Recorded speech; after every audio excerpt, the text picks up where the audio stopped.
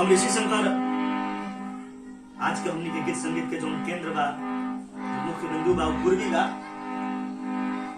अब पूर्वी के हमनी के भोजपुरी गीत संगीत में हमेशा से एगो विशेष स्थान रहा। आज से 30-40 वर्ष पहले ना 100-200-300 वर्ष पहले से पूर्वी लिखा तरी से गवा तरी सब कोई अपना अपना तरीका से लिखले बा, कहले बा। कहे से कि हमनी के कल्चर से जुड़ल गीत संगीत बा। महेंद्र मिश्र जी, हनुमान पाठा जी, भिखारी ठाकुर जी, चाहे जितना भी अभी आए वाला भी लोग बा, गीत गौनाई हो और भोजपुरी में तो 80-90% पूर्वी है। केनियों से घूम फिर के पूर्वी देने आई। महेंद्र मिश्र जी पूर्वी की रचना अवसर को पहले बने जोना में थोड़ा सा नटखटपन बा, भक्ति रस भी बड़ा मिल जाएगा।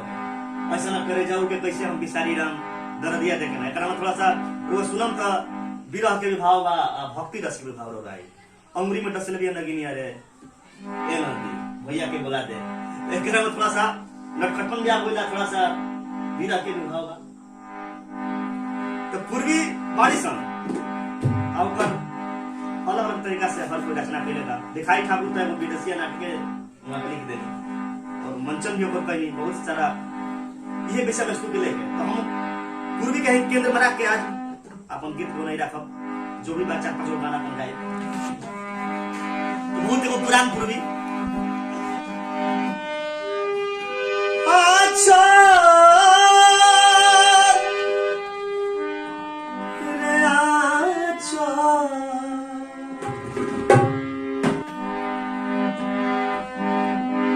आचर भीज गइल बा नैनवा के नीर से,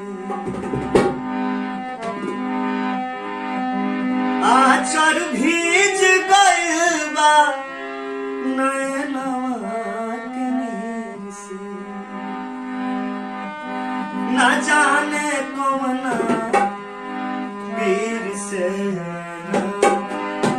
आचर भीज गइल बा नैनवा के नीर से, ना जाने कौना पीर से।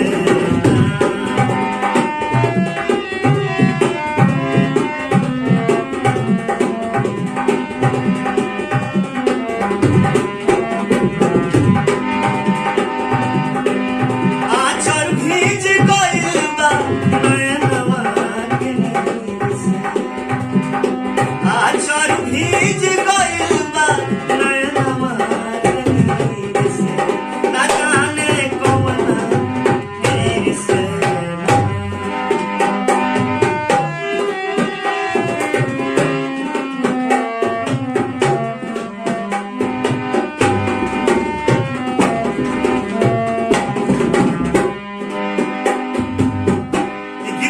रचना बा तकरीबन 50-60 साल तक दोनों पूरा।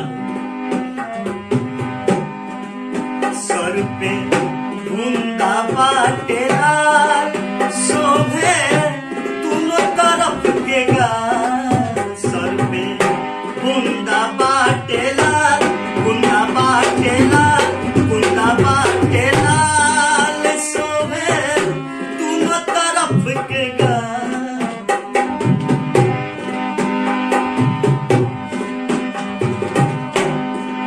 सर पे बूंदा बाटेला शोभे दोनों तरफ के गाल, सर पे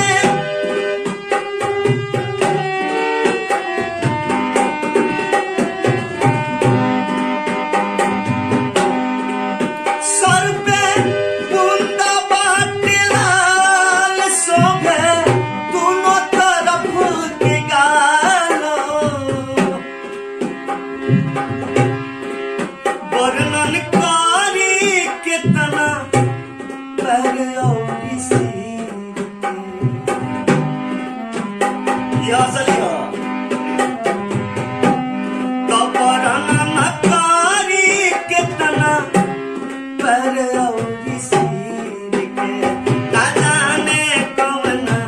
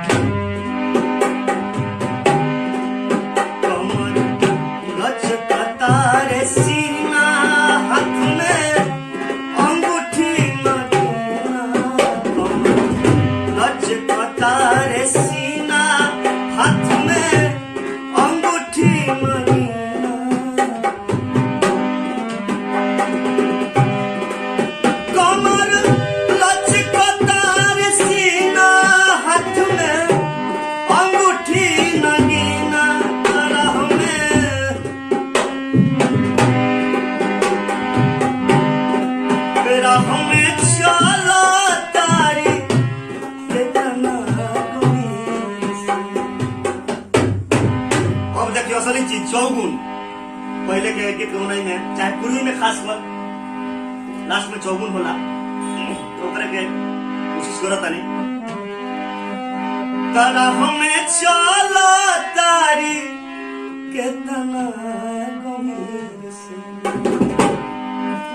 ना जाने कौन पीर से या चल भीज गइल बा नवा के से ना जाने कौन पीर से।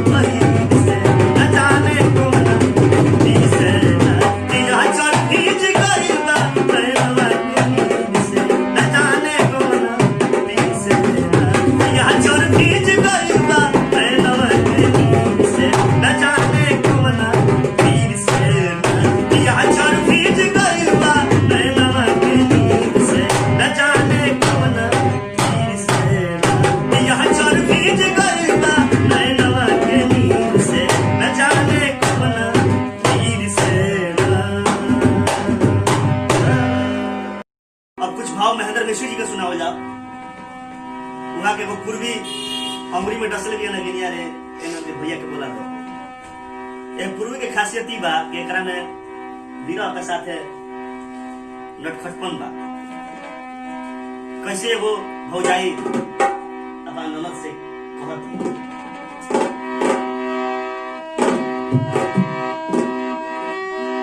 भैया के बोला दो अपना दिया ना जरा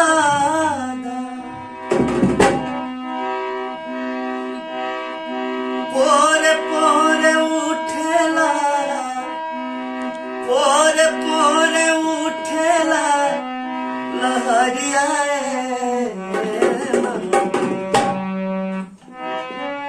भैया के बोला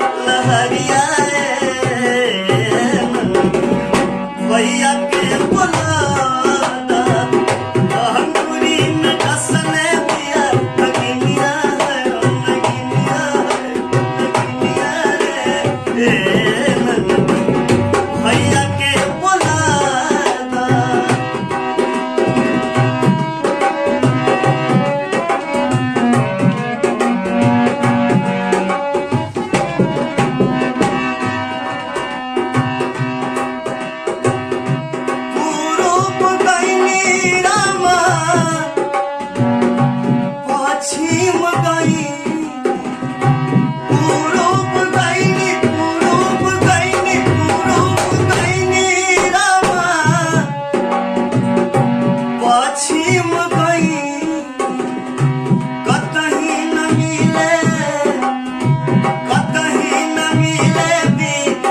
कहरिया भैया के बुलाना अंगूरी में डसले पिया नगिनिया नगिनिया नगिनिया भैया के बुलाना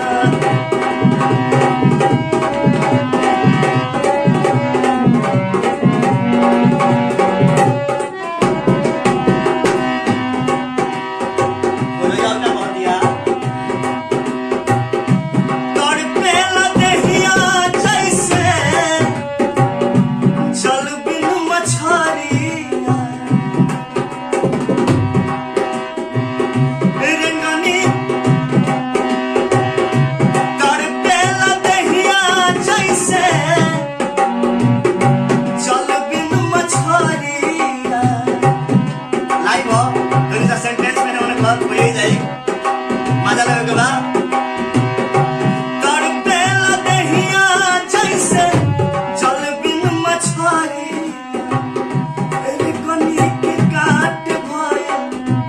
रे कनी के काट भय से जरिया रे भैया के बुलाना अंगूरी में डसले दिया नगिनिया नगिनिया भैया के बुलाना तोहरे पर उठला कहरिया भैया के बुलाना अंगूरी में डसले दिया नगिनिया रे भैया के बुलाना तोहरे पर उठला कहरिया भैया के बुलाना। अब भिखारी ठाकुर जी के कुछ भाव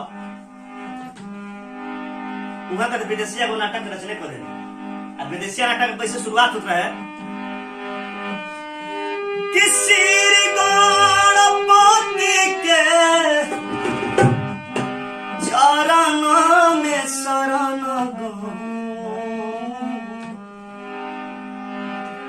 लिख के गीत में सुनाई दे विदेशिया। जैसे कि घटना ऐसा बा कि एक जना बाहर कमाए खातिर चल जाता रहे कहता रहे कि जाता नहीं पूर्व कहे से कि पहले आदमी पूर्व की ओर कलकत्ता गुवाहाटी जाता रहे कमाए धमाए के जाए में 1-2 महीना लग जाता रहे और लोग कहते रहे कि बस कुछ दिन में कमा धमा के आ जाए लेकिन जाके हो जा दूसरा चक्कर में पड़ के सालन बिता देते रहे। ऐसा के व्याख्या के भिखारी ठाकुर जी अपना लेखनी से दिखाई जौना में कि एगो बटोही बा प्यारी एगो औरत बिया जो उनके विरह के मारे अपना पति के याद करतिया रोज बात देखतिया कि आज है काल नहीं है तो ऐसा के क्रम में वो बाबा रहते रहे ओकर लागत कि हो ना हो बाबा जाता रहे कलकत्ते की हो कहते के बाबा सुना है ना बाबा कहते का बात बा कैसे कहती है प्यारी कि गवना कराई सैया घरे बैठाई के अपने पराइले विदेश रे पटोहिया गवना कराई सई घरे बैठाई के गवना कराई सई घरे बैठाई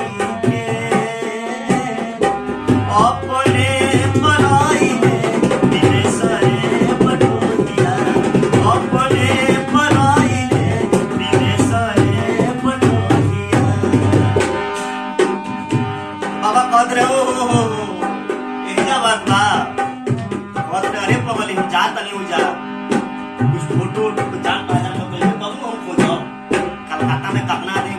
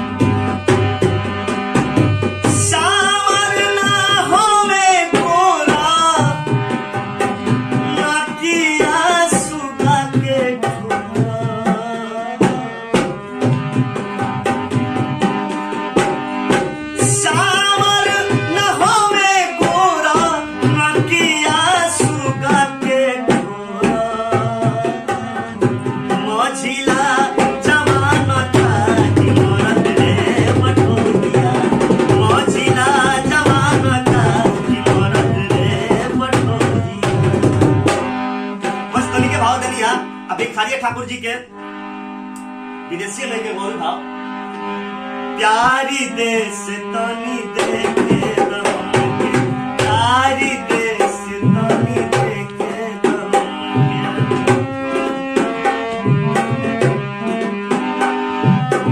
जात आवत में देर न लागी, जात आवत में देर न लागी, जात आवत में देर न लागी, जैसे घोड़ा के रेस दे तनी देखे हमके, प्यारी देश तनी देखे हमके, प्यारी देश तनी देखे हमके, प्यारी देश तनी देखे हमके।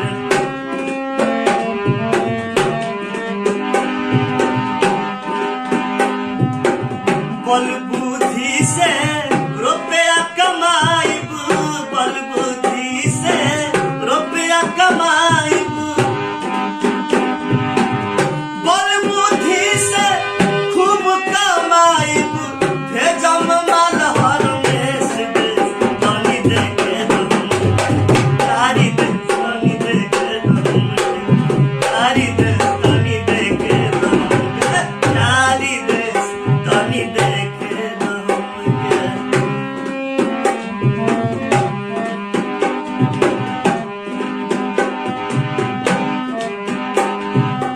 सोचल भिखारी तू सोचल दूर करस,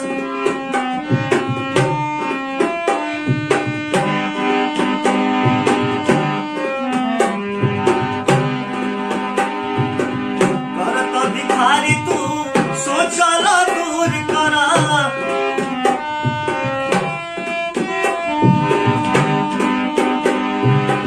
कहत भिखारी तू सोचल दूर करह, कहत भिखारी तू सोचल दूर करह।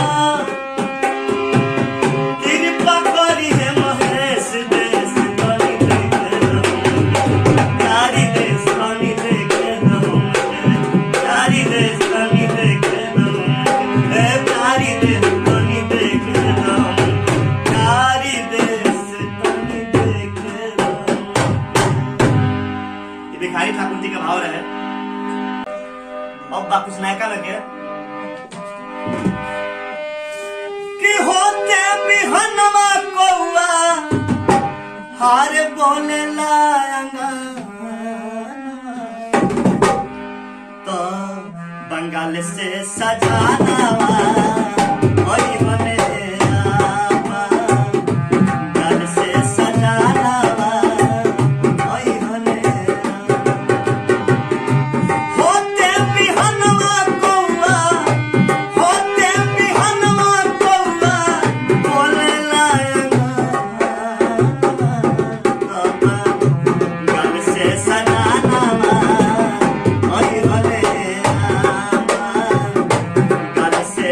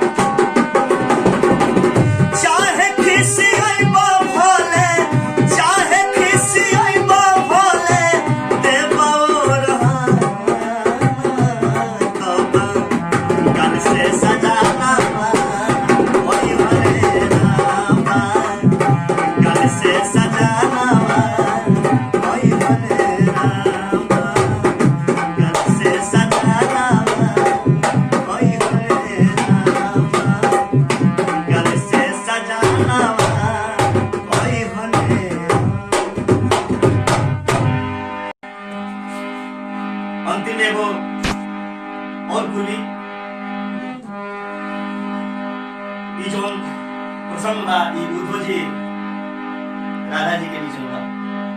उद्धव जी के अपना ज्ञान पे बहुत घमंड रहा, तो कैसे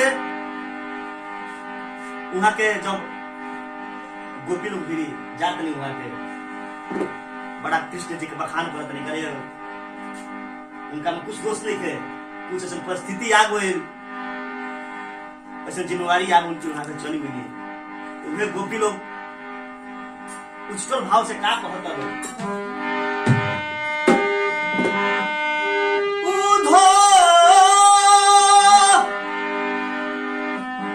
उद्धव जी कौन काम बा बिगड़ल बात बनवला के। उद्धव जी कौन काम बा बिगड़ल बात बनवला के। गोपियन के डहकावला के। उद्धव जी कौन काम बा बिगड़ल बात बनवला के। उद्धव जी कौन काम बा बिगड़ल बात बनवला के। गोपियन के डहकावला के।